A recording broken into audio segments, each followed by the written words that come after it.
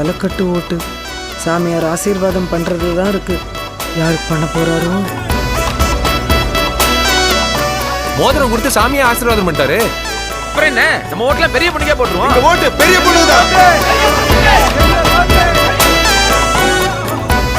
என்ன சாமி இப்படி பண்ணிடுச்சு? அந்த தம்பி மோதிரம் கொடுத்து போட சொல்லிச்சு, அதனால போட்டாரு. போட்ட